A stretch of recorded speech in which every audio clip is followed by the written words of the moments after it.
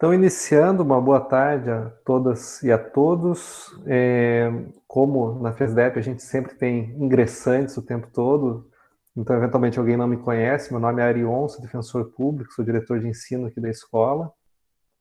E hoje à tarde a gente tem a alegria de receber o professor Gleidson, que tem um vasto currículo e muito me alegra que não é um currículo meramente acadêmico, e tenho certeza que vai ser uma tarde bem bacana aqui conosco, para a gente entender um pouco mais do sistema, do funcionamento das cotas raciais, tendo em vista a iminência da divulgação do edital do concurso da Defensoria Pública do Estado.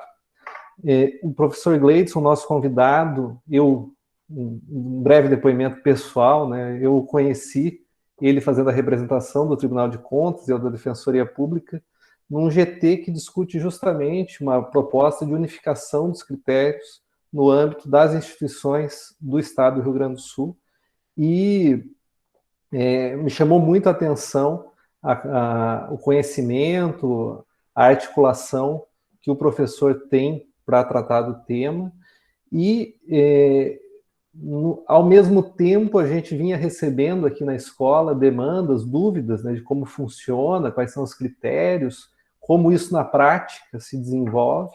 Então, fico muito contente de ser, ao mesmo tempo, algo que, digamos, nos esbarramos aí no trabalho ordinário, ao mesmo tempo que vinham essas demandas para a escola, e hoje a gente vai poder, com certeza, sanar essas dúvidas que decorrem tanto do funcionamento em si, mas também avançar um pouco mais, entender as premissas históricas, sociais e políticas que justificam as cotas raciais no Brasil. Então, muito brevemente, o professor Gleidson é bacharel em Direito pela PUC, mestrando em Direito pela Unicinos, é integrante da assessoria especial da presidência do Tribunal de Contas do Estado, foi membro da coordenação nacional do Movimento Negro Unificado, foi assessor de Maria Mulher, Organização de Mulheres Negras, enfim, tem uma vasta experiência, não só acadêmica, institucional, mas também na prática dos movimentos sociais no Brasil. Então, realmente ficamos muito contentes em tê-lo aqui conosco hoje. É importante que saiba, professor, que hoje a FESDEP tem no nosso corpo discente aqui coisa de 300 alunos. Então, a escola, mesmo no período da pandemia, hoje, com a diversificação de cursos, tudo mais que a gente triplicou o número de pessoas que acompanham o nosso trabalho, que fazem a formação aqui conosco, e também faço questão de mencionar a todas e todos que o professor Gleidson fez a gentileza de autorizar a transmissão depois também no YouTube. Então, é uma palestra que, claro, né, os nossos alunos vão ter o privilégio de poder interferir, perguntar, mas também cumpre essa função social de levar o conhecimento de uma temática tão importante para pessoas também que não estão no cotidiano da escola conosco. Então, sem maiores delongas, eu gostaria de agradecer, em particular, o professor Gleidson e a todas e a todos que nos acompanham nesse momento. Eu não conseguirei acompanhar toda a aula aqui hoje, mas é uma alegria, fiz questão de fazer um esforço aqui antes do meu almoço, que eu nem consegui almoçar aqui ainda, mas de pelo menos fazer essa abertura e fazer esse agradecimento público, a generosidade de ter aceitado o convite e estar aqui conosco hoje. Muito obrigado, professor. Doutor Arion, eu que agradeço. Boa tarde a todos e todas. Agradecer o convite, doutor Arion, e mais do que isso, parabenizar pela temática, né? Não tenho dúvidas que a temática racial, de forma lato sensu, mas também de forma específica, a temática da questão das cotas raciais, são, no meu ponto de vista, o que estruturará a sociedade brasileira para as próximas décadas e séculos, né? Também não tenho dúvida que esta política novel é uma política que já teve, primeiro, grandes embates, mas muitas muitos resultados positivos. Então, a minha ideia hoje aqui é conversar com todos e todas, no sentido de proporcionar ou instigar, quero eu, que a gente consiga entender a importância dessa temática no universo do direito, né? Até porque, para além de disputa por direito, é uma área em disputa permanente, mas a compreensão de cotas raciais, mais especificamente no que se refere à sua implementação, ela, para além de disputa, ela está em construção. Acho, então, muito mais do que pertinente e necessário que a gente possa conversar de forma um pouco mais alongada e mais aprofundada essa temática. A solicitação inicial foi, então, que eu fizesse uma fala a respeito dos critérios de verificação dos cotas raciais no serviço público e pudesse abordar minimamente, ou de forma mais específica, 3 pontos essenciais, que é a justificativa das cotas raciais, a questão da prevalência de critérios e e abordar também a forma que isso tem sido utilizado. Então, espero não me perder muito e continuar nesta linha, a qual eu peço a compreensão aí para a gente começar a discutir. Então, a questão da justificativa, o que justificaria, o que justifica, portanto, cotas raciais num país como o Brasil? E aí, acho que a gente começa a, primeiro, tentar analisar numa perspectiva antirracial. Eu vou falar esse termo várias vezes, e depois explico por qual motivo e por que ele é tão importante. Então, numa perspectiva antirracial, a construção social ou relação entre sociedade brasileira e Estado brasileiro com a questão racial, né? Acho que o primeiro ponto, né? Lembremos que nós estamos falando da justificativa, por que nós precisamos de cotas raciais, né? Ou em que medida a cota racial é necessária e legal, constitucional. O Brasil ele parte de 2 premissas racistas, bastante contundentes. A criação, a construção da sociedade brasileira, ela é solidificada em 2 políticas racistas. Inicialmente, primeiro, o colonialismo, né? Nós temos que entender a invasão do Brasil, não é o achamento do Brasil, não é o descobrimento do Brasil, mas a invasão do Brasil, ela tem no seu nascedouro um contexto de branquitude muito interessante para nós compreendermos. Porque parte-se, então, de uma premissa eurocêntrica, de que eles são a civilização, eles são a imagem e semelhança de Deus, eles são as pessoas do bem, e eles vão invadir determinadas áreas, e aí instituir a fé, o fogo, o Shibata, a sua forma de visão do mundo. Então, o colonialismo, nada mais, ou as invasões colonialistas são nada mais do que resultados de uma discussão de branquitude, que então nós poderemos aprofundar esse conceito mais adiante, né? Ou seja, é a percepção racista de que eu, europeu, sou o centro do mundo e sou civilizado, vou ensinar, vou catequizar, e a Mises vai dizer que a Europa construiu um vazio em torno da Europa, ou seja, só a Europa é o centro, só a Europa é a razão. O Charles Mills, no Contrato Racial, vai dizer que estes contratos que foram construídos, eles são contratos, acima de tudo, primeiro, racistas, porque foram feitos, para além de só de pessoas brancas, eles foram feitos para constituir ou para construir uma hierarquia entre pessoas não brancas, né? E, portanto, o colonialismo é o resultado dessa visão. Para além do colonialismo, outra questão que formou a população brasileira é o modo de produção racista escravo. E prestemos atenção que eu já gosto de sublinhar que o nosso modo de produção econômico que vigorou no Brasil durante 380 anos, ele é racista escravo. Porque existe muita pegadinhas no que se refere à não observância do racismo no Brasil. Ou melhor dizendo, existem falas que tentam burlar a compreensão da existência do racismo. Então, e quando a gente fala que o Brasil era um país escravagista, tão somente essa fala, leva à percepção ou à indução de que no Brasil qualquer pessoa poderia ser escravizada. O Brasil era um país escravagista, mas não é bem isso. Né? As pessoas brancas jamais seriam escravizadas, só na bobagem da novela lá, assim, a moça. Né? Porque, na realidade, a escravização era direcionada aos não brancos, aos indígenas e aos negros. Então, quando a gente consegue perceber que o que dava sustentação à possibilidade de escravização no Brasil era a cor de pele, era a raça sociológica, portanto, para além de um modo de produção escravagista, ele era um modo de produção racista, porque era a raça enquanto compreensão que dava subsídio para a não humanização, para a coisificação de negros e indígenas. Então, essas duas políticas, o colonialismo e o modo de produção racista escravo, ou a escravização como um todo, foi o que vai emoldurar o Brasil até 1888, como nós sabemos. Só que não é só isso.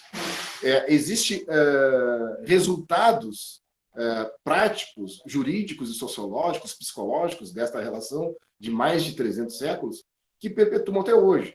Essa relação foi o que fundou a construção de humanidade sobre humanidade, do que é belo, do que não é belo, do que é inteligente, do que não é inteligente, do que é humano, do que não é humano. Então, a dicotomia senhor-escravo, ela traz tantas outras, que é homem, não homem, dono, servo, né? E essas condições perpetuam construindo a sociedade brasileira.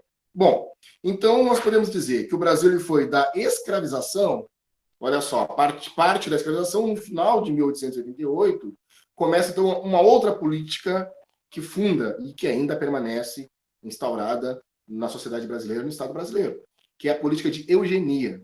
O conceito de eugenia, eu significa boa, eugenia significa geração. Então, o que acreditavam os teóricos da época? Né? Que o Brasil precisava construir uma política de boa geração. Como que eles fariam isso? Matando todas as pessoas negras. Existe um livro chamado Da Senzala, a Guerra do Paraguai, onde o historiador vai contar, o Júlio Sevaneto vai contar como que pode, né, que o Brasil, junto com a Argentina e junto com o Uruguai, esses três países se uniram contra o coitado do Paraguai, pequeno Paraguai, e mesmo assim morreram mais de 1,5 milhão de negros, ou seja, eles foram colocados para a morte, né, para serem exterminados. Para além disso, houve tantas outras políticas. Uma delas todos nós conhecemos, inclusive aqui no Rio Grande do Sul, que é a política de imigração. O que discutia-se na política de imigração? Que o Gleidson, uma pessoa com a minha fenotipia, casando com uma mulher branca, o meu filho ficaria mais claro do que eu. E o meu filho casando com outra mulher branca, provavelmente, o meu neto seria mais claro que o meu filho e que eu. E assim, em 100 anos, o Brasil se tornaria branco. Carlos Alberto Lacerda, inclusive, vai levar isso em 1912. Ele tem um livro em francês que vai falar a questão da mestiçagem no Brasil, e ele apresenta isso no primeiro Congresso Italiano sobre Raças, em 1912, tentando, então, aprofundar, dizendo que o Brasil se tornaria branco. É preciso fazer um parêntese para entender que o Brasil foi o país que mais, além de mais tempo, utilizou da mão de obra escrava. O Brasil também foi o país que mais tempo, que mais traficou pessoas negras, né, que mais escravizou pessoas negras de todo o mundo. Cerca de 40% das pessoas retiradas da África ficaram aqui no Brasil, o resto dividido no mundo todo. Então, o que isso aconteceu? O Brasil, então, era um país com muitas pessoas negras e poucas pessoas brancas. E os teóricos, então, Paul Broca, Raimundo Mina Rodrigues, Arthur de Gobineau, eles vão dizer que não é impossível que o país com pessoas negras consigam chegar à civilização. E aí, portanto, começa toda a discussão de embranquecer o Brasil por vários vieses, desde o assassinato, desde Notem que a Argentina e o Uruguai conseguiram fazer isso, né? Por isso que na Argentina, de onde nasce o tango, que é, inclusive, negro, né? O tango é de origem afro-argentina, dançado pelos escravizados negros argentinos, e depois utilizado como se fosse branco. E aí entra, também fazendo um parênteses, a gente pode perceber o conceito de epistemicídio trazido por Boaventura de Sousa Santos. Mas voltando à questão da eugenia, então o Brasil se vê, olha, aqui está todo mundo, tem muitas pessoas negras, então vamos começar a eliminar dessas formas que eu falo. Além disso, existiam decretos que proibiam a entrada de pessoas negras dentro em solo brasileiro. Essa legislação, inclusive redigida novamente depois por Getúlio Vargas, olha só, Getúlio Vargas, ela vai ter eficácia até 1980. E a legislação dizia que para preservar a ascendência eurocêntrica, o Brasil não admitiria, então, africanos, né? Bom, da política de eugenia, ou seja, dessa necessidade de embranquecer o Brasil, e olha bem, quando eu falo embranquecer o Brasil, eu não falo só embranquecer o Estado e a sociedade brasileira numa perspectiva tão somente epitelial, tá? Eu também estou falando em epistemologias, e espero poder aprofundar isso mais adiante. Mas sempre quando eu falar em embranquecimento ou enegrecimento, não pensem só de uma questão essencialista e epitelial, mas sim de uma possibilidade de conhecimentos e de culturas e de epistemologias diferentes do que a eurocêntrica. Então, da eugenia veio o processo de negação do racismo, ou seja, no Brasil aqui não há racismo e não há raça. 1933, o livro Casa Grande Senzala, de Gilberto Freire, vai ser abraçado pela elite brasileira por dois motivos muito, muito interessantes. O primeiro, porque o Gilberto Freire vai dar um acalanto à sociedade brasileira que era totalmente mestiça. E para toda a discussão pseudocientífica de então, dizia que a mestiçagem diminuía características, tirava perspectivas, inclusive o termo mula, o termo mulata vem de mula, né? Que até pouco tempo era um filho de homem negro com mulher branca ou de mulher negra com homem branco, até então era chamado de mulata, e vem exatamente dessa acepção do Arthur de Corbigny, que dizia que era impossível um homem negro casar com uma mulher branca, e se procriasse cria, isso seria mulo, e aí vem o termo mulato. Então, vai o Gilberto Freire e vai dizer o seguinte, não, que a mestiçagem é uma coisa positiva. Então, o Brasil, que era totalmente mestiço, ou seja, isso é muito realidade, né? O Brasil é mestiço, com pessoas negras, brancas e indígenas, isso é uma total realidade. Mas ele vai dizer assim, não, isso é positivo. Mais do que isso, aqui no Brasil não existe nem negro, nem branco e nem indígena, somos todos da raça brasileira. E a elite brasileira acaba abraçando isso porque lhe convinha, e mais do que isso. Eu vejo isso como uma possibilidade, uma política de diminuir a possibilidade de lutas raciais. Ora, se não existe nem negro, nem branco e nem indígena, não existe racismo. E se não existe racismo, a gente não precisa criar nenhum instrumento para combater algo inexistente. Então, nós estamos num momento, em discutir a questão das cotas raciais, que a gente passa, então, a possibilidade de não intervenção, da não intervenção contra o racismo, a possibilidade de intervenção. E nessa possibilidade de intervenção, a gente também tem que ter alguns cuidados para entender a dificuldade ou as formas de manifestação do racismo brasileiro. Lembremos que a Constituição Federal de 1988 já dispunha de possibilidades de ações afirmativas e de cotas, né? No entanto, eu gosto de lembrar que nós passamos de 1988, as cotas raciais ela tem uma possibilidade formal, não material, ou seja, tinha essa possibilidade, mas todas as outras necessidades para que isso se materializasse era impensável, ou melhor, não impensável, nós pensávamos, nós, movimento negro, a gente pensava, mas a sociedade brasileira, o Estado brasileiro não admitia, né? Então, nós vamos ter, de 1988 até os anos 2000, passar a possibilidade, da possibilidade formal para a possibilidade material. E aí nós tínhamos, então, que é construções de uma compreensão da sociedade brasileira, uma inserida, exigida pelo movimento negro brasileiro e recepcionada por governos e ou situações como, por exemplo, em universidades, aqui como na URGS mesmo, o Conselho Universitário, com muita pressão, que conseguissem entender a necessidade de cotas raciais. Então, aí que nos anos 2000, que nós vamos ter tanto a possibilidade formal como a possibilidade material da construção das cotas, da intenção das cotas raciais. É um barulho aqui, né? Pedir desculpas. Mas, então, mas só que aí não termina o nosso questionamento ou disputa, tá? Exatamente nós vamos levar dos anos 2000 até 2012 para que as cotas possam se concretizar no campo constitucional. Vai prevalecer o que eu chamo de hermenêutica jurídica da branquitude. A hermenêutica jurídica da branquitude pode ser resumida como o racismo institucional praticado por operadores do direito. Eu costumo dizer que a hermenêutica jurídica da branquitude ela é o resultado de um direito branco normativo e que, quando os operadores do direito vão se posicionar por uma questão racial, na maioria das vezes, na enormidade das vezes, vai prevalecer a atecnia, uma não compreensão de um direito antidiscriminatório, mais do que isso, de um direito antirracial, para que consiga dar conta desta que hoje todo mundo ouviu falar, que é racismo estrutural, né?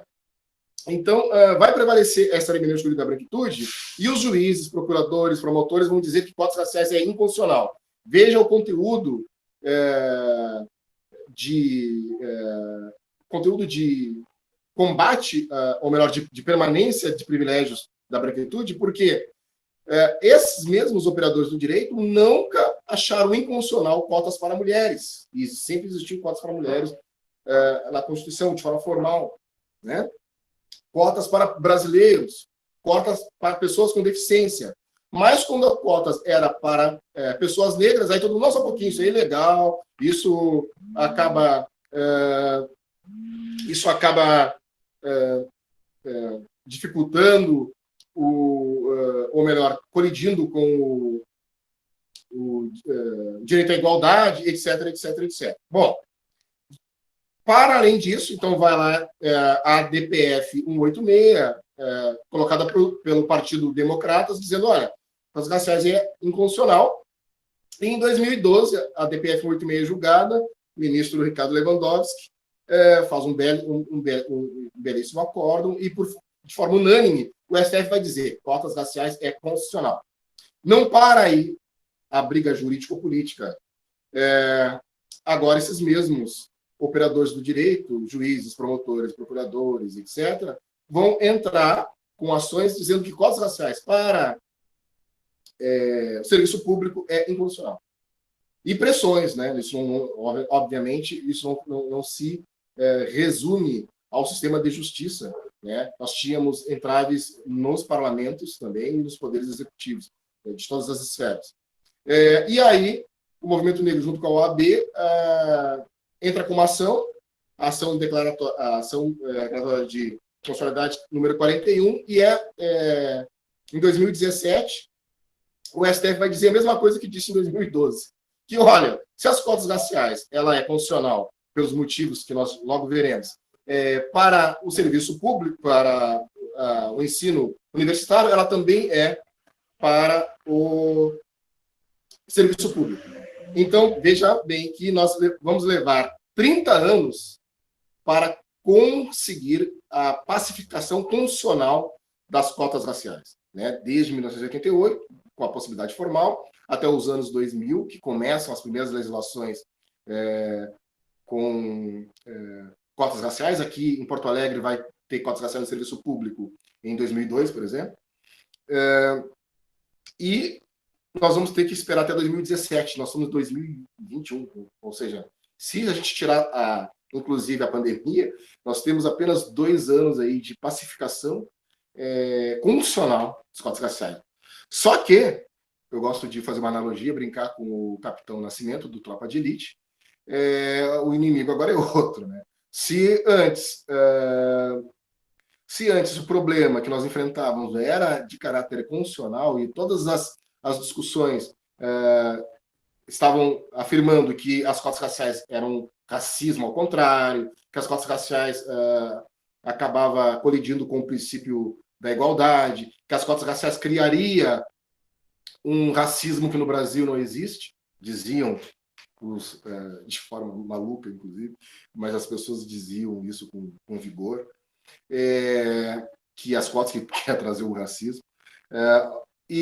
Hoje o nosso problema é enfrentarmos as questões de cunho procedimental no âmbito do direito administrativo.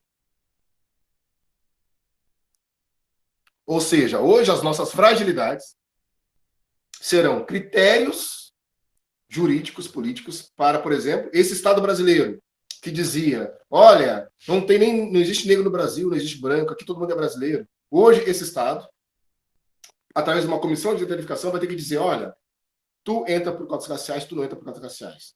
Tu é a pessoa negra ou indígena que tem direito à cota racial e tu não é a pessoa que tem direito à cota racial. Né? Para além disso, nós vamos ter que criar não só mecanismos de heteroidentificação, mas também disputarmos o momento que é colocado as cotas raciais, porcentagem para as cotas raciais, mecanismos de ação afirmativa de forma mais efetiva. Então, as cotas raciais, ela vai ser vitoriosa no STF e terá, segundo a afirmação do ministro Ricardo Lewandowski, cumpre algumas finalidades jurídicas, entre elas, justiça distributiva, justiça compensatória, pluralidade étnico-racial e possibilidades de estereótipos positivos. Ora, justiça compensatória. Por que justiça compensatória? Por causa dos 380 anos da escravização. Né? Por o Estado brasileiro impedir pessoas negras de estudarem. Legislações as quais impediam pessoas negras de estudarem. Legislações as quais impediam pessoas negras de adquirirem propriedade. Legislações as quais fizeram com que as pessoas negras fossem, desde a Primeira República, lá em 1889, já tratados como não brasileiros, né? E, inclusive, o termo vagabundo, que é muito utilizado por alguns policiais e de forma muito mais específica nesses programas de TV sensacionalistas que ganham com a questão da violência, eles vão estar sempre utilizando vagabundo, vagabumbum, dodô, essas tal. E a legislação que constituiu o crime de vadiagem, ela traz exatamente essa perspectiva de que as pessoas negras não podiam estar paradas. Né? As pessoas negras que, logo depois de 14 de maio de 88, então, tinham a sua liberdade. Então, se tivesse muito grupinho de pessoas negras, a polícia batia e caía no crime de vadiagem. Veja como a questão desses mais de 3 séculos de escravização forjou o Estado brasileiro. Então, quando a gente fala em justiça compensatória, é exatamente isso. Né? A possibilidade de compensar, em alguma medida, por óbvio, esses anos de não humanidade trazidas, inclusive, pelo Estado e, por óbvio, pelo direito, que é monopólio do Estado. Né? Justiça distributiva, porque, não sei se vocês sabem, o Brasil é o segundo maior país com o número de pessoas negras do mundo. A gente só perde para a Nigéria. Quando eu estou, pessoalmente, eu gosto de perguntar para as pessoas, isso impede a aula ou a nossa conversa virtual, mas eu gosto de perguntar quantas pessoas, qual a porcentagem de pessoas negras nos Estados Unidos, qual porcentagem das pessoas negras no Brasil, e geralmente as pessoas acham que lá nos Estados Unidos tem 80% de pessoas negras que estão acostumados e acostumadas a verem vários filmes só com atores negros, seriados, enfim. Então é muito real lá a presença negra de alguma forma. Só que lá nos Estados Unidos tem apenas 13% da população. E aqui nós somos 54% no mínimo. A gente ainda acha que essa porcentagem tem algo das pessoas ainda não, das pessoas negras ainda não se autodeclararem, das pessoas negras ainda se esconderem numa espécie de colorismo e de se apresentarem como de várias outras formas, né? E não enquanto pessoa negra. Mas a gente só pede para a Nigéria, de forma, obviamente, proporcional. A gente só pede para a Nigéria. Então, este país, que na sua maioria são pessoas negras, e no que se refere às mulheres, na sua maioria são mulheres negras, esse país, como nós sabemos, as pessoas negras estão fora dos espaços de poder e prestígio. Eu estudo hoje no mestrado a branconormatividade jurídica, e entre as especificidades da branconormatividade jurídica, eu fui analisar os professores e professoras docentes, mas eu volto isso oportunamente. Mas o que eu quero dizer é que nós não somos professores e professoras, nós não somos os defensores e as defensoras, nós não somos os juízes e as juízas, nós não somos os desembargadores. Então, a pirâmide social brasileira, ela tem, primeiro, um caráter racial. Eu sempre gosto de afirmar isso, até para que existe uma fala de algumas feministas, de algumas mulheres que lutam pela mulher, que diz assim, mas os homens estão à frente das mulheres. Isso é meia verdade, né? Não corresponde totalmente com a verdade. Por quê? Porque a pirâmide social brasileira são homens brancos, mulheres brancas. Depois, anos-luz, vem homens negros e logo atrás mulheres negras. Então existe uma separação, isso no índice de desenvolvimento humano, né? Eu estou dizendo que as mulheres brancas, em geral, recebem muito mais que os homens negros, que as mulheres brancas, em geral, estão nos cargos de poder e prestígio, não são os homens negros. Por isso que nós vemos mais mulheres brancas nas defensorias, nos tribunais de justiça, no Congresso Nacional, e nós não vimos pessoas negras, né? Agora, é bem verdade que as mulheres percebem, estão muito atrás dos homens brancos, né? E muito à frente dos homens negros. Então, existe, primeiro, uma reparação de raça, para depois um recorte, não reparação, existe um corte de raça na distribuição de poder e prestígio no Brasil, e depois um corte de gênero. Então, essa justiça compensatória, a justiça distributiva, é exatamente para que as pessoas, que o Brasil possa refletir essa diversidade que é tão falada e cantada em prosa e verso. O Brasil é um país diversificado, e que a maior riqueza do Brasil é a sua diversidade, e eu também acredito que seja. Agora, precisa que essa diversidade não esteja só nos espaços subalternos, né? Existe uma foto que vocês já devem ter visto, que faz uma comparação entre o Tribunal de Justiça de São Paulo, os desembargadores, e os garis de São Paulo, onde 100% são pessoas negras, garis, e 100% são desembargadores e desembargadoras brancas, né? Então, o que se fala de justiça distributiva? Que possa distribuir, de alguma forma e racialmente, a questão de poder e prestígio. A promoção do pluralismo, ela complementa a questão da justiça distributiva. E a possibilidade de estereótipos positivos também é interessante, porque está falando que as pessoas negras, a cada 10 meninos negros, e até brancos, pobres, todos eles querem ser jogadores de futebol, né? Porque é a forma de ascensão social. A possibilidade de estereótipos positivos quer dar àquela menina negra periférica, aquele menino negro periférico, dizer, olha, lá tem um defensor público negro, aí temos a nossa companheira muito atuante, competente, a doutora Gisane. Então, isso serve para que as meninas negras digam, eu posso ser defensora pública, como a doutora Gisele, né? Eu posso ser juíza de direito, eu posso ser promotora de justiça, né? Então, esses seriam, segundo a DPF 186, o voto do ministro Ricardo Lewandowski, o que busca as cotas raciais. Deixa eu ver. Mas então, acho que. Só estou vendo aqui o meu tempo, senão eu fico falando, dando exemplo. E aqui, em aula, pelo menos, tem alguém para dizer, para um pouco, né? Aqui a gente vai falando. Mas fiquem à vontade, tá? Inclusive, de me interromper e fazer uma pergunta assim, pontual, se necessário for. Por favor. Até para eu poder tomar água, essas coisas.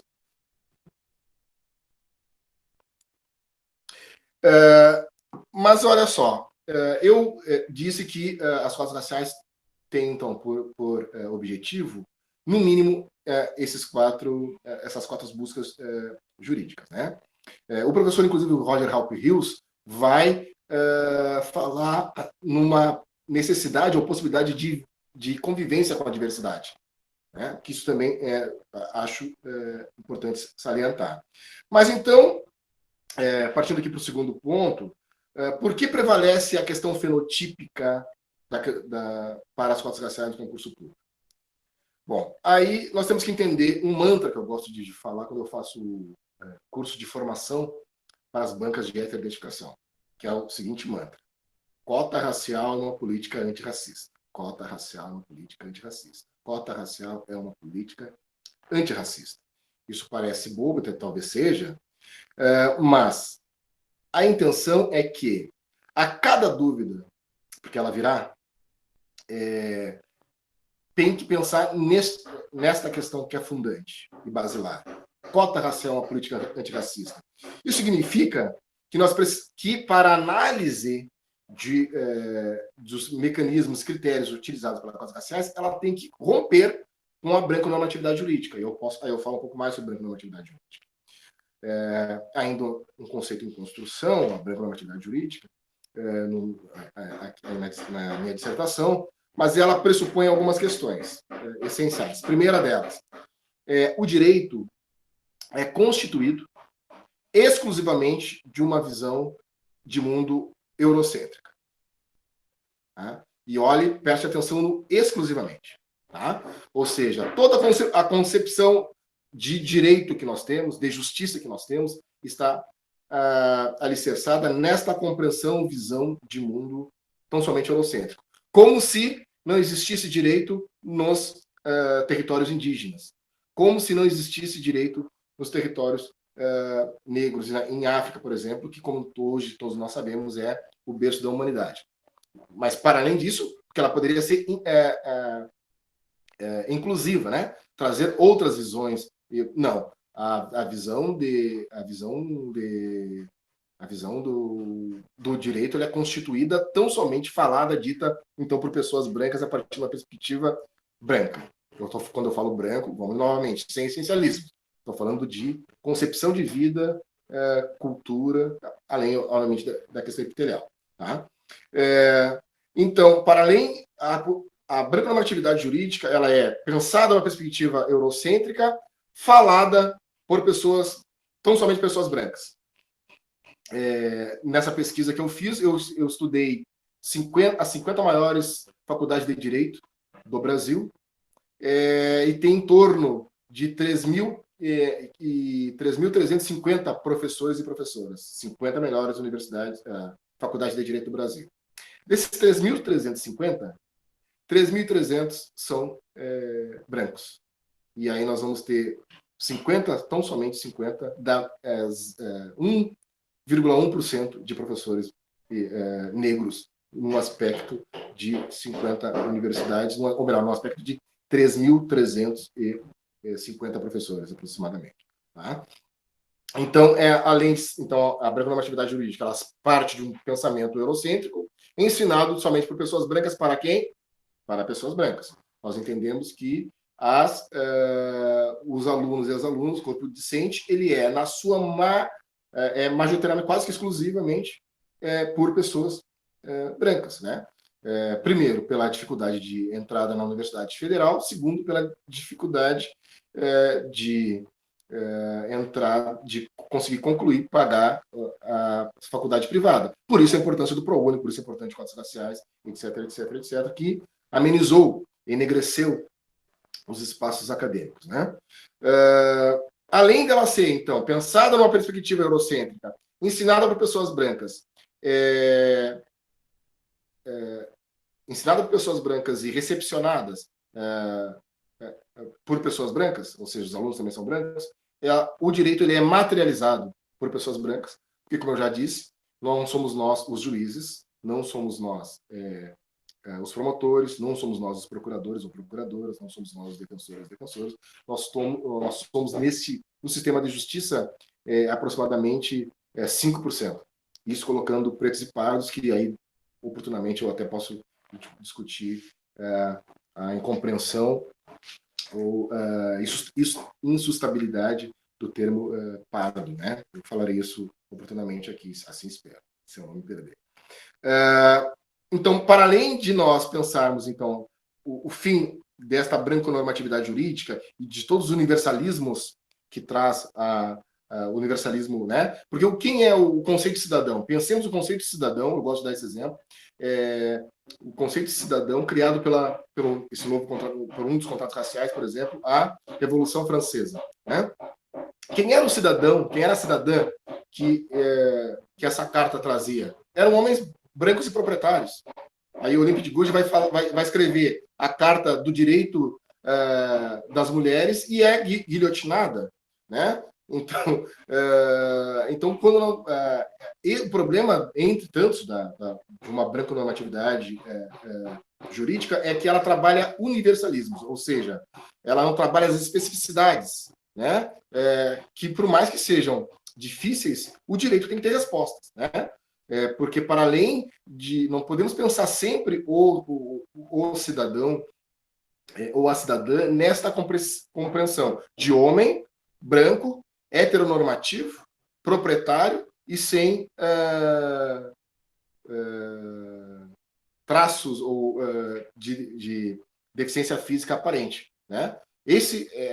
O direito é construído para esse, né? Por isso essa pessoa que é a norma, né? Eu penso que eu gosto de utilizar o exemplo que nós temos que pensar assim, quando a gente fala o que é branconormatividade. O mundo ele é pensado em vários aspectos, em raça, gênero, e eu gosto de fazer uma analogia. O mundo ele é também pensado somente para as pessoas destras, e aí as pessoas que são esquerda, olha só, ou sinistras, olha já o nome já traz o preconceito nas pessoas que são esquerdas, que são canhotas, né? Ou tu é destro ou tu é sinistro, né? O diabo, em vários filmes, é colocado como o canhoto, né? Entende? E o mundo ele é pensado aqui, vou utilizar o Brasil, ele é pensado para as pessoas destras.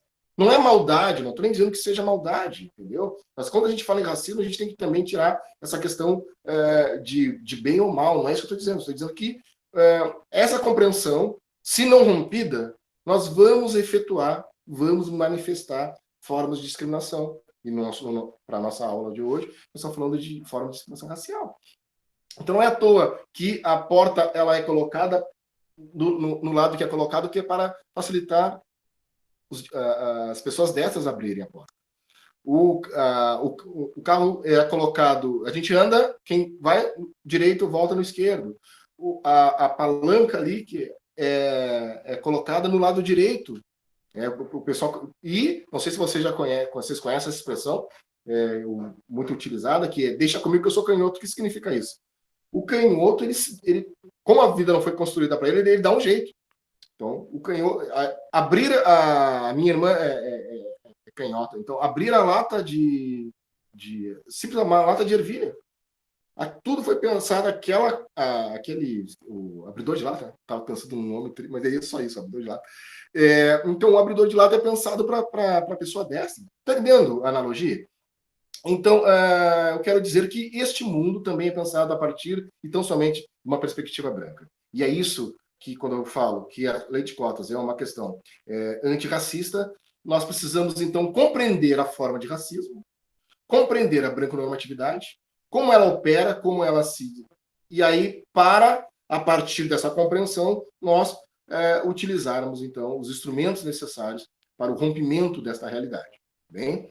Então, o que está em jogo hoje no Brasil, do meu ponto de vista, e é isso que eu também tento, de alguma forma, abordar na minha pesquisa, é a necessidade, primeiro, de um rompimento da branconormatividade, mas mais do que isso, de a concepção de um direito antirracista.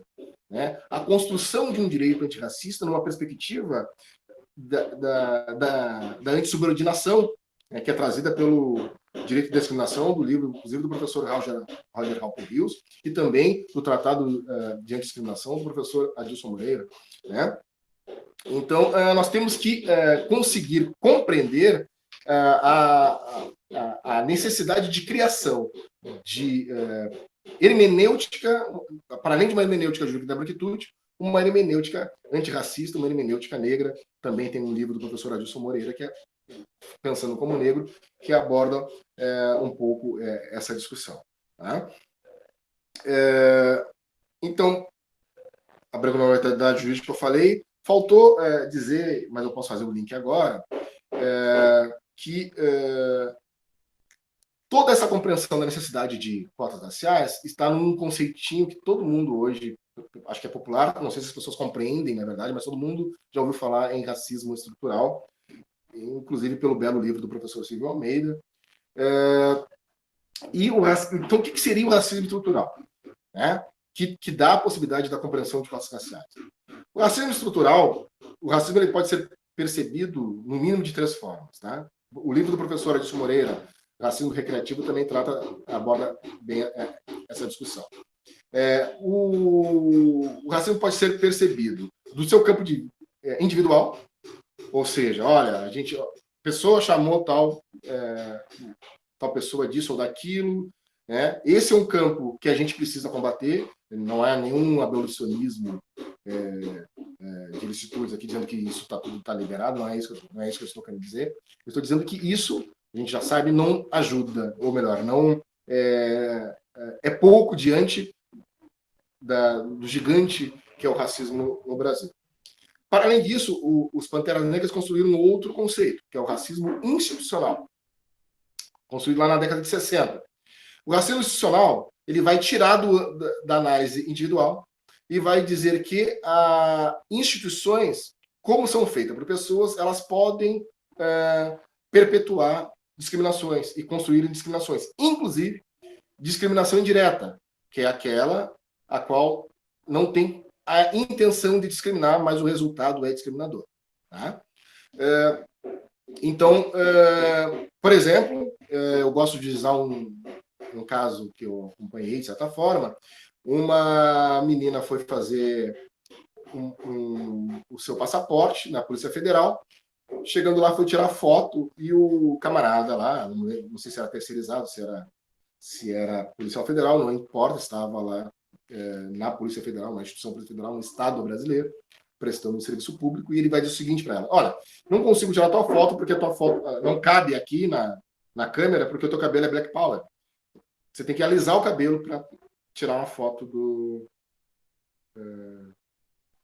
pro passaporte. Bom, não vamos nem entrar na ridícula afirmação, mas vamos pensar o seguinte: digamos que ele tecnicamente tem razão, duvido que sim, mas digamos que tecnicamente ele tem razão, que tinha um problema aquela câmera ali para o tipo de cabelo negro. Qual a resposta? Essa câmera foi pensada somente para cabelos brancos. Entendeu? Esse aqui é a branconormatividade.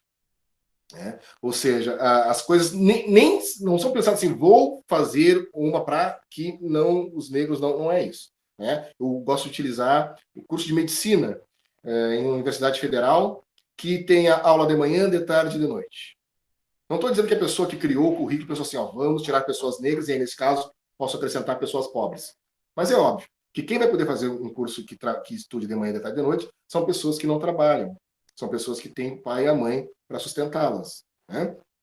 E essa compreensão de currículo acaba tirando pessoas pobres e pessoas negras, né? Talvez porque o próprio ministro da Educação, como nós ouvimos há pouco tempo, tenha dito que a universidade é para poucos, né? Então, essa concepção de construir políticas de forma consciente ou inconsciente, discriminando, é o que acaba, ao fim e ao cabo, trazendo a necessidade de nós termos um olhar mais preciso para essa realidade e assim construir então o mecanismo que irá combater essa realidade, né? Então,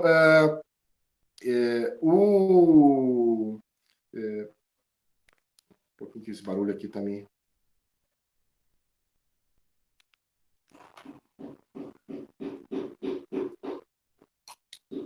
Todo mundo acordado? Ninguém morreu ainda? Tá tudo certo aí? Hein? Tudo certo. Tá bom. Algum questionamento aqui inicial que eu possa... Ou querem achar melhor deixar para o final?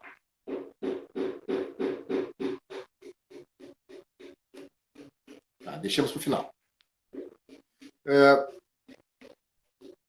Então, meus amigos e minhas amigas, esta compreensão de que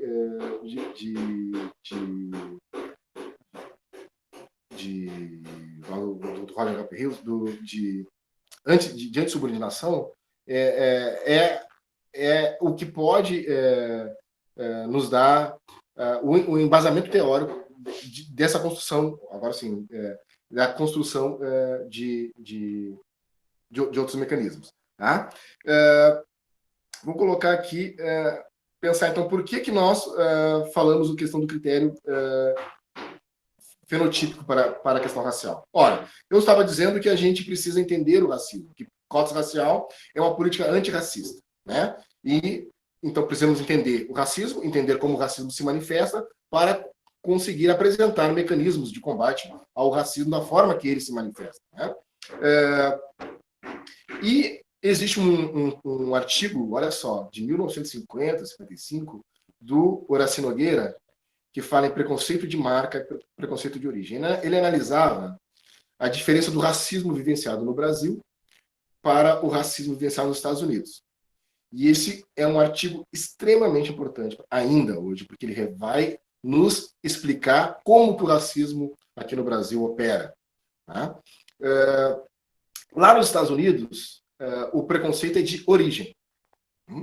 Ou seja, se tu tiveres até a sexta geração uma pessoa negra na família, ou não branca, tu não é considerado branco no Brasil.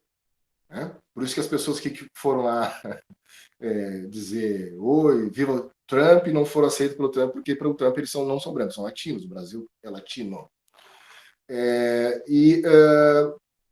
Então, lá é racismo por origem. Aqui não, é racismo por marca.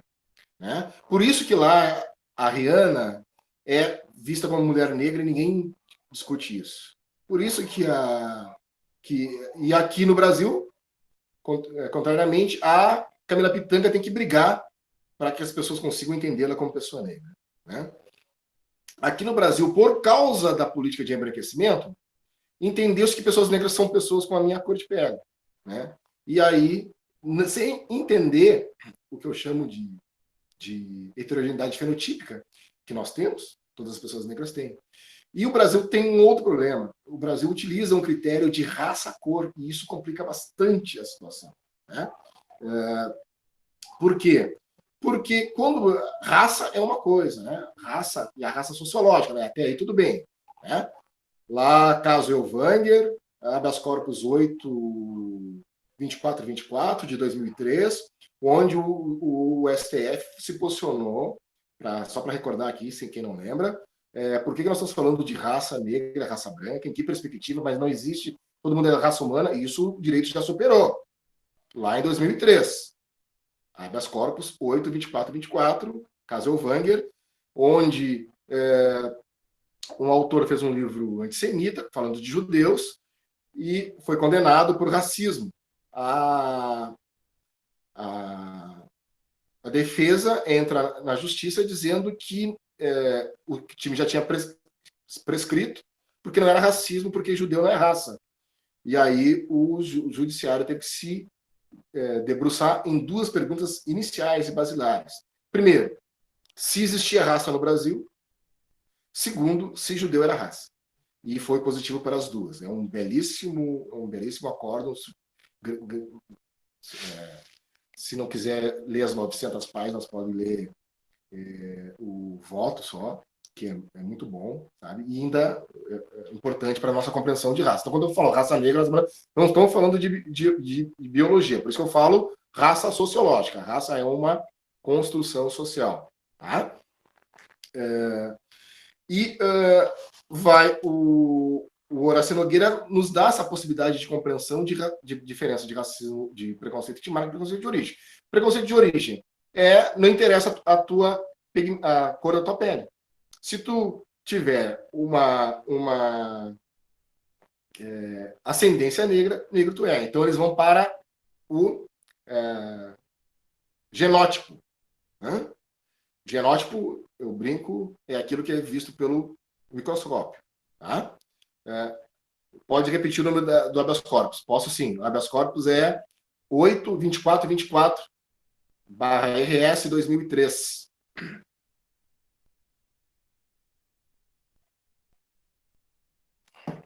Nada. E aí, tem um outro que é bem interessante, que quiser colocar no Google. Tem um camarada, um supremacista branco norte-americano, que vai para uma TV e lá ele descobre que ele é negro para a compreensão dos norte-americanos, porque ele tem DNA africano. Então, lá nos Estados Unidos é isso. Vai analisar quem é negro e quem é branco pelo microscópio. DNA, genes, tá?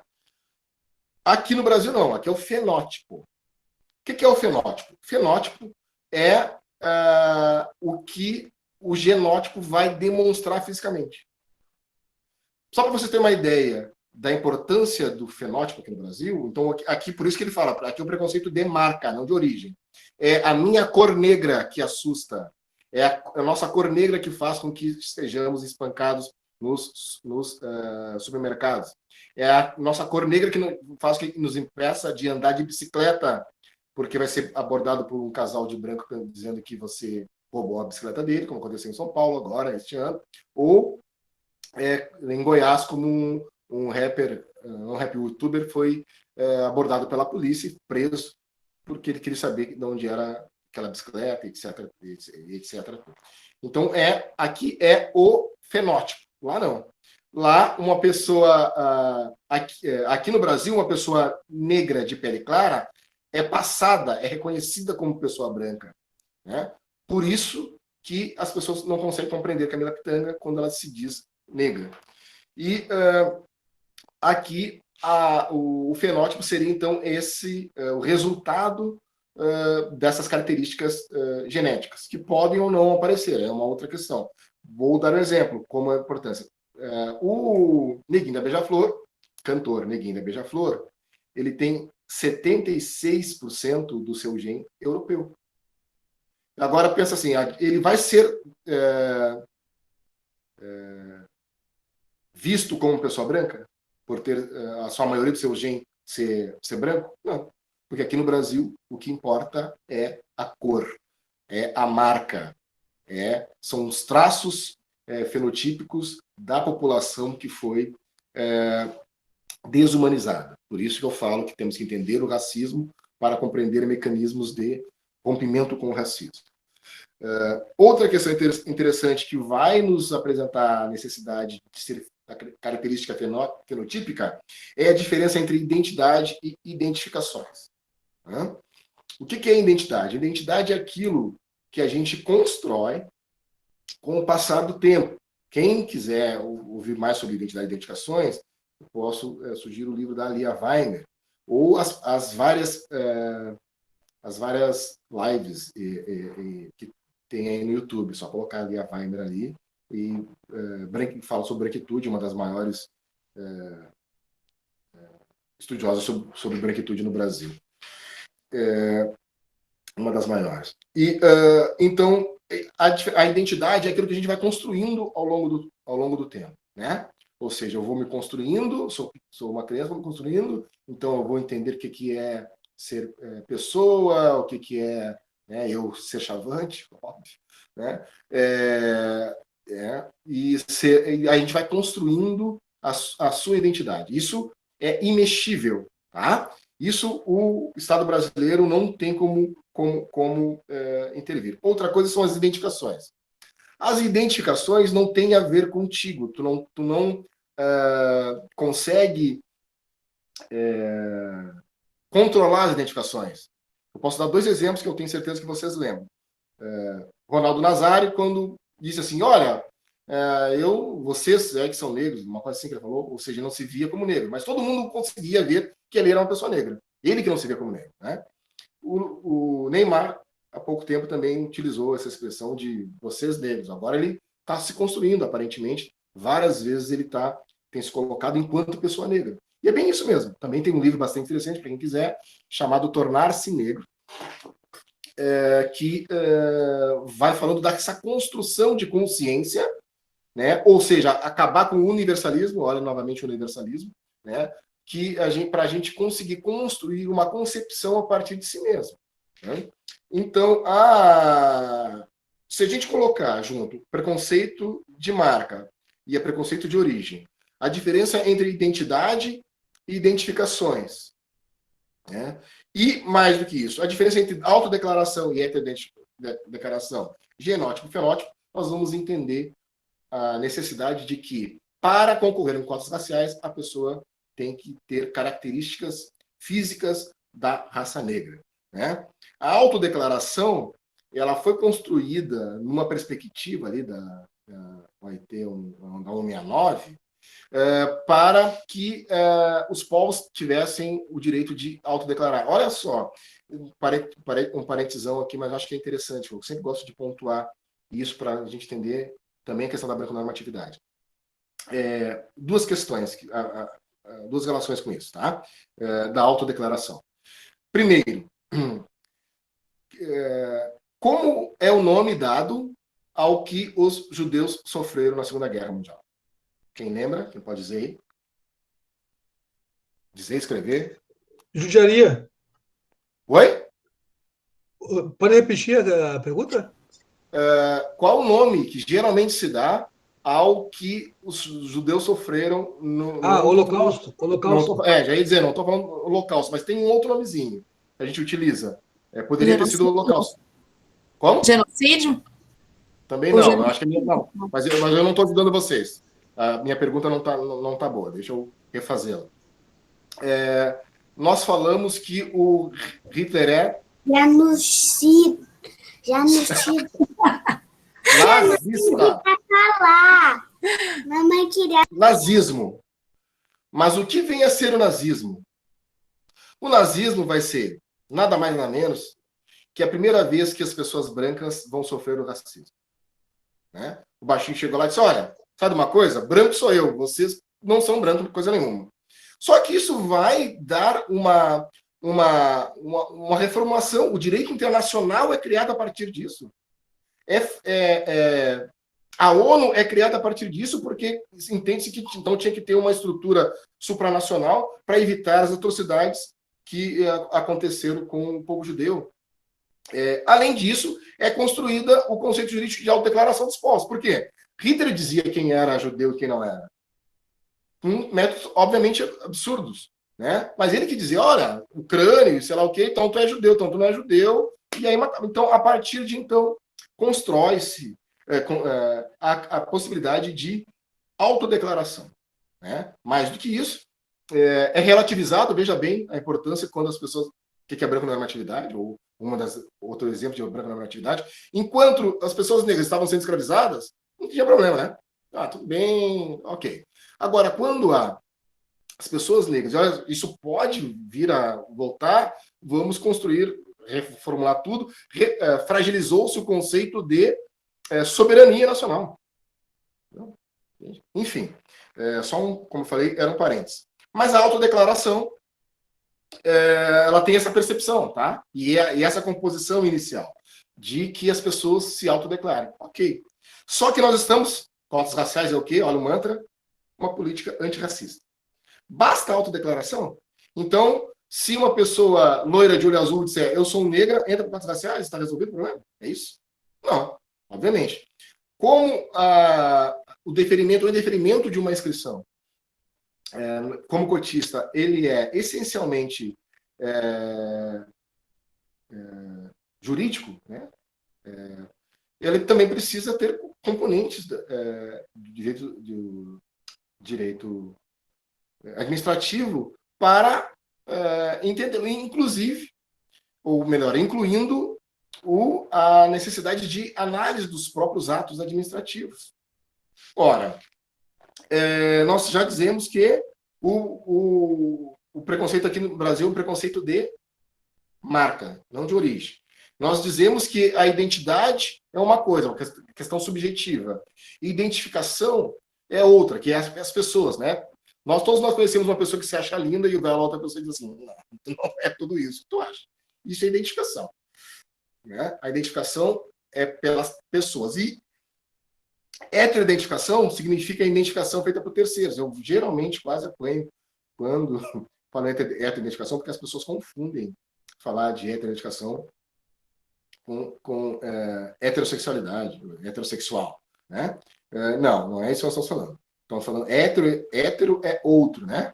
O homogêneo, heterogêneo. Então, hétero é identificação feita por outras pessoas. Então, primeiro, porque a pessoa tem que se ver como pessoa negra, ela diz, olha, eu acho que sou pessoa negra, então, por ser pessoa negra, posso participar dos cotas raciais, vai lá, se inscreve para o concurso e é passado por uma banca de heteroidentificação, a qual essa banca de heteroidentificação vai fazer o papel de identificar essa pessoa, para ver se essa autodeclaração, que é imexível, né, que eu respeito, eu gosto de usar um exemplo seguinte, imaginem eu, ou uma pessoa com a minha aparência, que adotada por um casal italiano ou alemão, fala alemão ou italiano, é amado pelos pais adotivos, mas enfim, pelos pais, né, são legítimos, pelos irmãos, pelos tios, pelos primos, e ele vive ali até os seus 10 anos numa redoma, só com aquela família, sendo amado, respeitado, etc, etc. E ele, inclusive, acha, né, que é italiano, porque ele fala italiano, ele acha que fala alemão, porque ele fala alemão. Bom, isso, quando ele entrar quando ele for no banco, na porta giratória, ele vai descobrir que algo diferente há, né? Quando ele for nas lojas, no Carrefour, não é só o Carrefour, não, no Zafari, existe todos os supermercados, nós somos sabendo muito bem que é isso, nós somos vigiados da porta até o final, né? O famoso precisa de alguma coisa, já tu está sendo vigiado. Né? Igual aquela coisinha, você está sendo filmado, a pessoa vem, boa tarde, o senhor precisa de alguma coisa, eu estou aqui te olhando, né? Então, essa questão da identidade não vai adiantar para ele achar que ele porque ele será tratado como uma pessoa negra. Da mesma forma, não adianta o Neguinho já falou, chegar com o resultado, olha, eu tenho aqui 80% de gene europeu, então, por favor, eu sou europeu. Não é assim que funciona. Tá? Falei do genótipo, do fenótipo. Então, veja bem, vamos voltar lá às justiças, eu já encaminho para a gente poder bater um papo, tá? Se é verdade que a busca pelas cotas raciais é justiça distributiva, justiça compensatória, pluralismo étnico-racial e possibilidade de estereótipos positivos, ajudaria que uma pessoa branca com maior das suas boas intenções, eu participei de várias bancas, né? E era muito engraçado, inusitado, enfim, no termo que quiserem dar, que então vinham pessoas assim, mas só um pouquinho, uma pessoa loira de olho azul. Não, mas só um pouquinho, mas eu sou mãe de santo, né? Não, dizer no máximo, ó, benção, mãe, né? No máximo dá para dizer um troço desse. Agora não entra por cota racial. Ah, mas eu sou rainha da bateria. Ah, eu sou mestre de capoeira. Não se confunde, tudo isso para dizer, não se confunde identidade cultural com realidade fenotípica. Por quê? Porque o racismo no Brasil, ele é pela marca, né? Não pela origem. Né? Então, e isso foi um avanço, meus amigos e minhas amigas. Toda política pública, ela vai apontar para melhorias. Até hoje se discute melhorias no SUS, né? Então é normal que a gente analise, apresente propostas e essas propostas vão se modificando. Exemplo que eu gosto de dar, as primeiras legislações diziam cotas raciais para afrodescendentes. Deu problema no sistema de justiça, porque as pessoas dizem, todo mundo é afrodescendente, o mundo nasce de África. Então, as legislações começaram a vir com afro-brasileiro. Ajudou? Não. As legislações vieram com preto e pardo. Ajudou um pouco, mas deu muita confusão. Hoje, a maioria das legislações estão vindo com negros, cotas raciais para pessoas negras. E aí eu termino com uma dúvida que é sempre trazida, que é a diferença de preto e de pardo para as cotas raciais. Tá? Primeiro, eu digo que o termo pardo é uma vitória-derrota que nós tivemos com o Estado brasileiro. Por que vitória? Porque antes de se utilizar o termo preto, pardo, branco, se utilizava no Brasil, vocês são novinhos e novinhas, não vão saber tanto, mas se utilizava, além de branco, negro, crafuso, mameluco e mulato, né? Que são linguagens e percepções colonialistas e redutivistas, né? Que vão tentar demonstrar que a mistura ela é negativa. Muito se utiliza o conceito negro sem bandeira, negro de pouca tinta, exatamente porque se construiu no Brasil ainda uma percepção advinda daquelas discussões que eu falei no início da eugenia e do branqueamento brasileiro, a concepção de que essas pessoas seriam inferiores, né? Inclusive lá vou eu para meus parentes, inclusive o camarada do sítio Pica-Pau Amarelo, me ajudem aí o nome a idade. Monteiro Lobato? Monteiro Lobato, muito obrigado.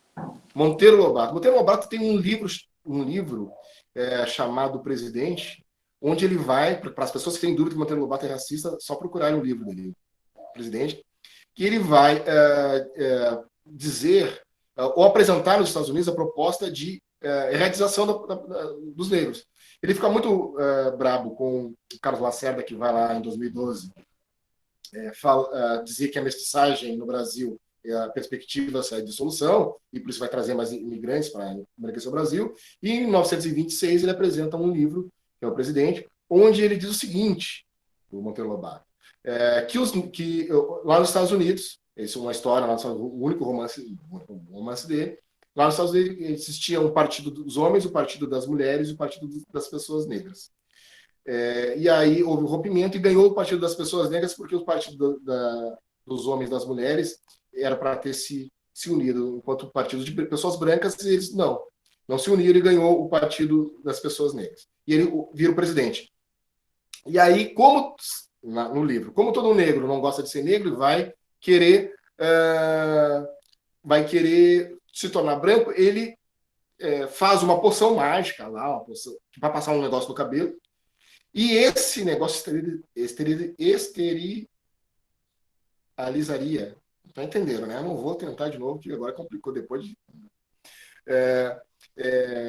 tornaria estéril, então, as pessoas que utilizassem. Obviamente, essas pessoas iam morrendo e nunca mais teria pessoas negras. Esse é o livrinho que ele apresentou em 6 editoras, ninguém aceitou. Voltando para o termo pardo, que estou vendo aqui manifestações, então, eu chamo de vitória, porque a gente tirou essa história de mameluco, cafuso, mulata, mas é derrota, porque nós queríamos que exatamente fosse só uma questão de raça e não de cor, mas, como eu disse, as pessoas negras não estão nos espaços de poder e decisão. O Congresso Nacional é composto 95% por pessoas brancas e elas que decidiram, e aí, ponto. O máximo que a gente conseguiu foi, então, tá preto, pardo e etc. Não haveria problema se as pessoas conseguissem compreender a diferença de cor para a raça. O que eu estou querendo dizer é que o pardo, a gente pode compreender o pardo enquanto cor e o pardo enquanto raça sociológica. Vou dizer novamente. Então, o pardo, ele pode ser tanto cor, né? Aqui, existe muita crítica, e eu concordo. O que é pardo? Pardo é papel, e é verdade. Né? Outra coisa é cor. Ou melhor, outra coisa é raça. Então, o preto, ele sempre será o quê? Da raça negra. Né? Por quê? E o pardo? O pardo, meus amigos e minhas amigas, ele pode estar em todas as raças sociológicas. Negra, indígena, porque pardo é tão somente cor. Então, se você pegar uma pessoa loira e bronzeá-la de forma absurda, queimá-la de forma absurda, acho que loira então não seja possível, né? A gente tem que retirar esse meu exemplo idiota. Mas eu acho, mas se você, todos nós conhecemos pessoas brancas com a pele muito morena. Por que isso? É somente cor de pele. Então vai existir o pardo pertencente à raça negra e o pardo pertencente à raça branca, o pardo pertencente à raça indígena, o pardo pertencente à raça asiática e assim por diante, porque pardo é tão somente cor. Então, vamos de novo para o mantra. Olha como o mantra é importante. Cotas raciais é uma política antirracista. Então, se eu estou nessa dúvida, o que eu preciso entender? Bom, como eu preciso compreender esse conceito pardo para cotas raciais? O pardo nada mais é que pessoa negra de pele clara. Assim como a gente consegue entender que as pessoas brancas são heterogêneas fenotipicamente, ou seja, a gente diz que tem loiro, a gente diz que tem moreno, a gente diz que tem ruivo, e todas as pessoas a gente consegue entender que são brancas. A gente precisa entender que existem pessoas negras, como eu gosto de dizer, o último tom como eu, né? Então tem pessoas negras desde o último tom, Gleidson, e tem pessoas negras até a sua percepção. E aí há sempre um nervosismo, porque eu não atesto até onde, e não pode ser atestado, entendeu? Cada um tem a sua concepção de pessoa negra. Isso, por mais complicado que seja, é o melhor, ou a gente cairia no quê? No racismo científico. Né? Então, se a raça é uma concepção social, então é cada um e cada uma que vai entender se o racismo, ou melhor, se determinada pessoa é negra de pele clara ou não. Tem dois artigos sobre isso que eu posso sugerir, além do nosso livro, tá? Nós temos um livro, um e-book, que pode ser encontrado na internet, que é chamado Cotas Raciais e Heteroidentificação, Dúvidas, Metodologias e Procedimentos. Um livro que é organizado por mim e pelo professor Paulo Fábio, com vários artigos, tá? De pessoas da monta da doutora Lívia Santana Vaz, lá da Promotoria da Bahia, aqui o Henrico, do MPF, a Maria Conceição Lopes Fontoura, o professor Roger Halp Hills, entre tantas outras. Tá? A professora Georgina, da UFPEL, então é um repleto de artigos que tentam responder minimamente essas questões. E o pardo, cotas raciais, dúvidas, metodologias e procedimentos. E nada, meu velho, tamo junto. Então, meus amigos, acho que aqui, concluindo, então o pardo só pode ser entendido isso como pessoa negra de pele clara. O pardo é uma compreensão democrática a qual não cai na tentativa de dividir pessoas negras de pele clara e pessoas negras de pele escura, de pessoas negras de cabelo crespo e pessoas negras de cabelo liso, de pessoas negras com nariz fino, pessoas negras com nariz mais grosso, e assim por diante. As pessoas negras, esse é uma outra, é um outro mito que nós precisamos acabar. As pessoas negras, elas são diversas. Não existe mentira ou incompreensão dizer que toda pessoa negra tem lábio X ou lábio Y, nariz X, nariz. Toda pessoa negra é uma pessoa negra, na sua diversidade espacial, como são as pessoas brancas, né? Então, amigos e amigas, espero não ter me alongado, nem deixado vocês dormir, e fico à disposição aí para os xingamentos.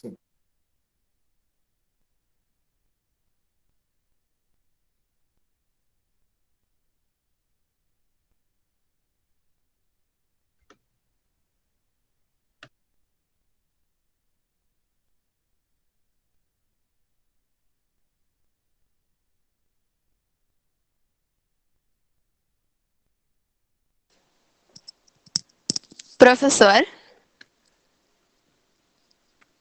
consegue me ouvir? Consigo sim, pode falar. Eu tenho uma dúvida.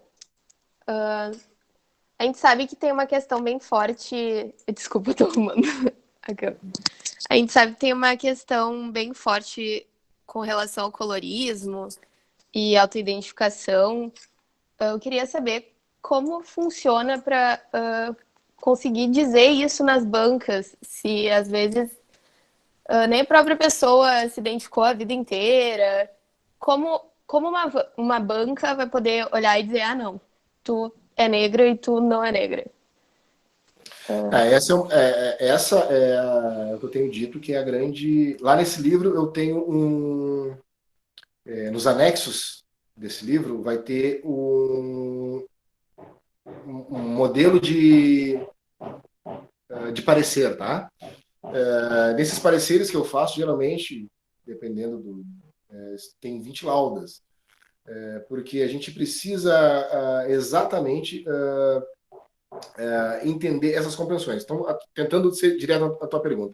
Como eu vou dizer que uma pessoa... tu está falando, para além a DPF, o senhor poderia repetir os 4 tipos de justiça? Posso sim. Como que a gente...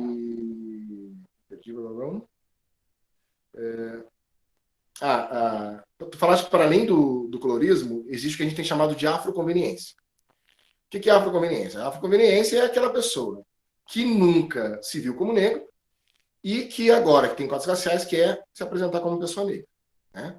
Tem um artigo muito bom da Maria Conceição Lopes Fontoura no nosso livro, que é tirando o vovô e a vovó do armário.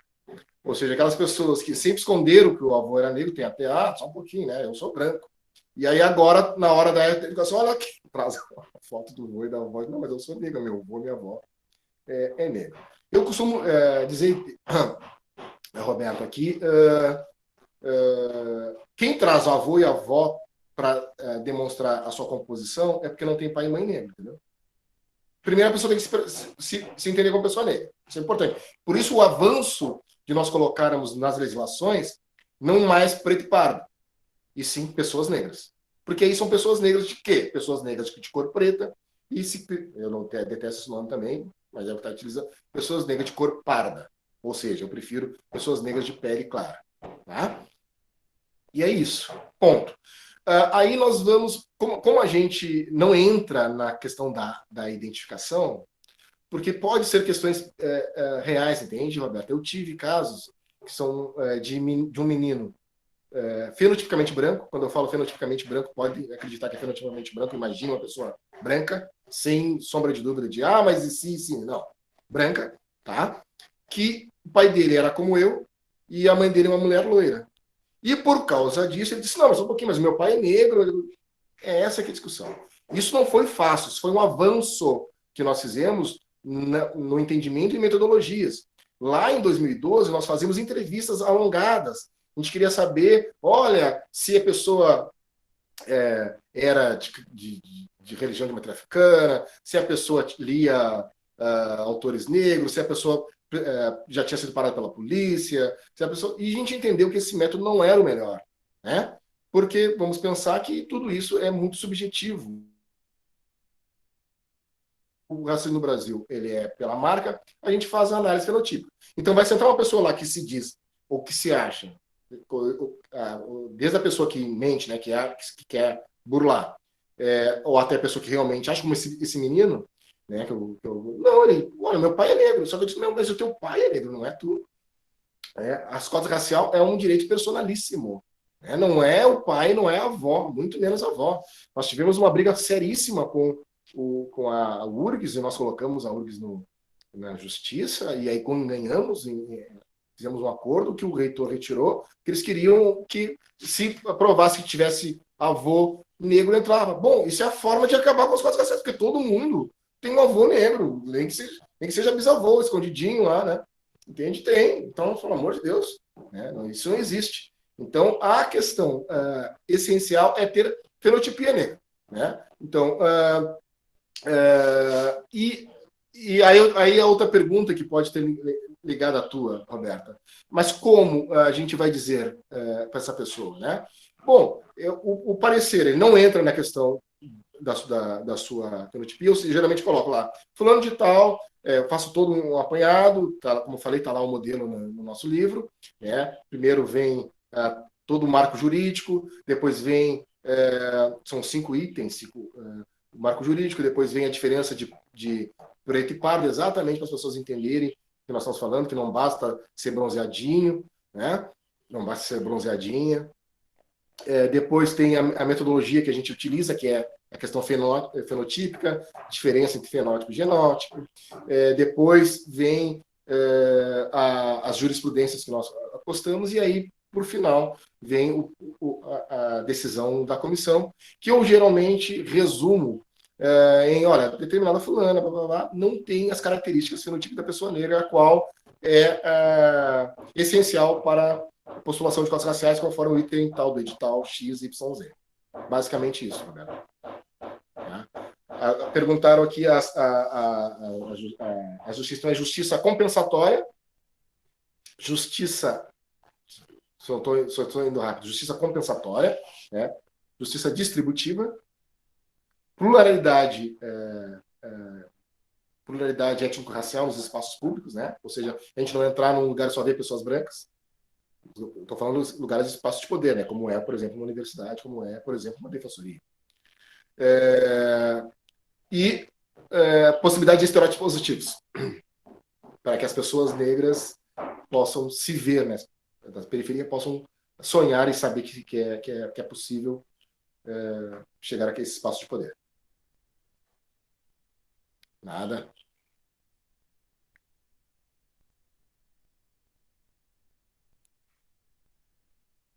Por vocês.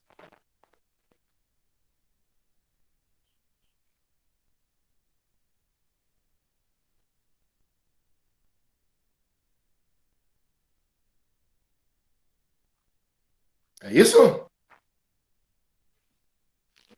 Eu estava escrevendo uma pergunta, mas então vou fazer diretamente ela.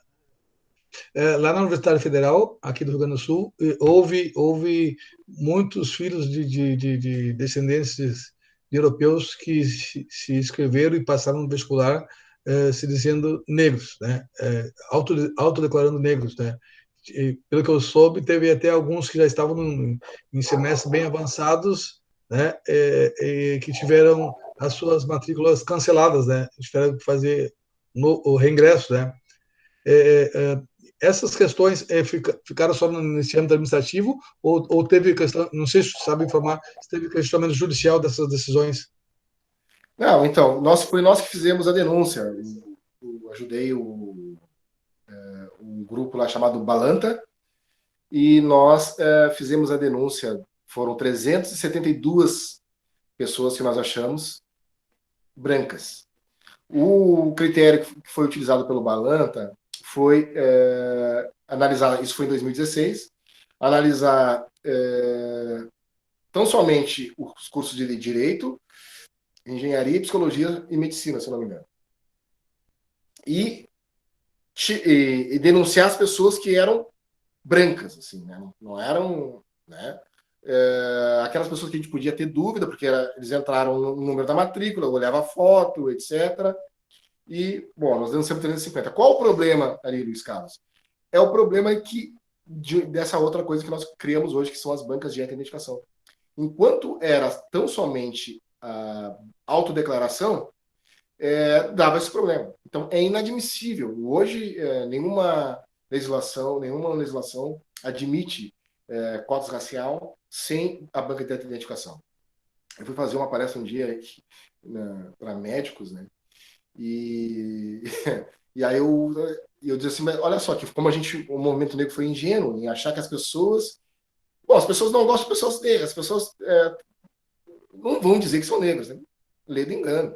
Né? Mas nós estamos no país e no estado onde os médicos, aqueles que juraram, alguns médicos, né, que juraram salvar vidas e tal, estavam respondendo na CPI da amputação. Os caras tinham braço bom, os caras amputavam o braço para ganhar propina. Então é óbvio que as pessoas, para poupar um curso de medicina, dependendo do lugar, está em torno de 3 milhões. Né? Para poupar isso aí, as pessoas, opa, sou negão, acabou o assunto. Né? Então, foi ingênuo um pouco da nossa parte, mas mais do que ingênuo da nossa parte foi essa impossibilidade de estar nesses lugares de decisão. Né? Não fomos nós que decidimos. Né? Nós perdemos, nós apresentamos, por exemplo, na URGS mesmo, nós apresentamos a necessidade e perdemos, né?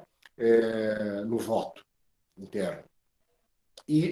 Mas hoje o critério obrigatoriamente tem que se fazer banca de identificação. O resultado não foi tanto o esperado, Luiz Carlos, porque algumas pessoas foram retiradas, é bem verdade, agora outras concluíram. Não teve jeito não. Outras concluíram. E tinha uma questão que eu até concordo com o procurador, inclusive, que trabalhou no caso, está no nosso livro, que é o doutor Henrico. Inclusive, a gente, depois deste momento que a gente construiu parcerias antirracistas, tem fragilidades no edital ali que poderiam pressupor que aquelas pessoas eram sujeitos de direito. Né? Um edital mal feito faz com que, por isso, um edital que fala pessoa parda está ajudando, né? Vamos combinar. Esse país que nunca discutiu questão racial de forma séria, que tem a única política racial que está modificando, que é a política racial, que as pessoas que na universidade, nas faculdades de Direito, a gente não aprende isso que nós estamos ouvindo hoje, não são demonstrados para nós nenhum teórico antirracista nas faculdades de Direito, não existe uma disciplina, por isso que eu digo que está na hora do direito construir e estou tentando apresentar isso a várias universidades, faculdades, a criação de um curso de direito antirracista, porque nós precisamos apresentar para os bacharéis, para os estudantes de direito, possibilidades de compreensão deste direito não para além do direito branco normativo, disputar estruturas narrativas, né? E apresentar então essa possibilidade procedimental e de interpretação mesmo para um outro viés. Existe eu sou muito baseado na teoria crítica da raça, que é um espaço teórico de compreensão do direito para além de questão de justiça, porque tem que ficar com a questão de justiça, né? Não é à toa, como eu digo, que o direito ele é representado por Tênis, uma mulher branca, né? E por que não representado por Xangô? Né? Então existe um componente cultural e racial e branco normativo por toda e qualquer coisa que nós conseguimos aprofundar, olhar com uma lupa antirracista no direito. E assim, na ciência como um todo, né? O iluminismo, e aí termino, o iluminismo, se nós analisarmos, o iluminismo ele foi um golpe epistemológico, né? O iluminismo ele é apresentado como ideias das luzes para dizer que o que a gente fazia era curandeirismo, feitiçaria, E aí, para a gente dizer que a gente só sabia fazer outras coisas. E aí eles criam, eu brinco assim, ó, imaginem, e as mulheres também vão entender o que eu quero dizer. Imagine um monte de homem reunidos numa sala e eles têm o poder de, olha, o que nós vamos fazer para ficar... Bom, vamos fazer o seguinte, vamos dizer que quem menstrua tem um problema psicológico grave e mental. Vamos dizer que quem joga capoeira é um tipo de animal. Ou seja, todas as capacidades que eles não tinham, eles rotularam como negativa. E levantaram a sua própria capacidade. Então, por isso que a gente fala da razão, além da emoção. Montesquieu, se vocês forem analisar o livro O Espírito das Leis, olhem lá, se não me engano, o capítulo 5, 15º do Montesquieu, que ele vai estar falando sobre o que ele acha das pessoas negras. Então, todas as pessoas que construíram essas concepções liberais de direito são pessoas extremamente racistas. O Montesquieu vai dizer que é impossível que um homem negro tenha alma, porque Deus, que era uma pessoa muito inteligente, jamais colocaria a alma num corpo todo preto. Isso fala Montesquieu no Espírito das Leis, que a gente usa até hoje. Né? Então, a vida é dura, viu, meus amigos? O professor falou da Maria Conceição Lopes Fontoura, só queria deixar registrado aqui que ela está participando do curso de formação política da Frente Negra Gaúcha, e ela dará uma aula de feminismo negro no Brasil. A décima aula será dela aí. É a professora Gladys Caescher, da URGS também deu, Roberto Santos e todos os intelectuais aí negros participando bastante aí, inclusive falando da importância de se ter isso aí, essa questão aí nos currículos e nos concursos também, né? Perfeito. A Conceição é a nossa nós chamamos ela no tribunal, né, para fazer várias falas lá, ela atuando ativamente na questão dos 50 anos de que Porto Alegre comemora o 20 de novembro, que é uma data importante. Enfim, Conceição é uma figura que tem que ser muito respeitada, assim, eu respeito muito. E sempre quando eu posso, também chamo para escutá-la, para ouvi-la. Parabéns pelo curso. Obrigado. Eu quero já agradecer da minha parte pela aula, que eu já verifiquei que algumas colegas aí que saíram ou estão presentes, que já elogiaram, e eu considero também uma aula de suma importância. E a FEDESP deveria, eu acho, né, para os próximos cursos, né, trazer esse tipo de aula e acrescentar mais ainda desse tipo de entendimento para os alunos, que eu acho que é importante. Tranquilo, obrigado. Isso, comandante? Acredito que sim. Mais alguma dúvida, comentário? Acho que estamos contemplados. Professor, muito obrigado. Acredito que foi uma tarde excelente, assim, de muita troca, né, de todos aqui e todas. Normalmente eu só acompanho, né? Eu não participo muito. Eu só fico fazendo a abertura e o fechamento. E, em nome da FESDEP, agradeço e nos encontramos em outra oportunidade. Abraço.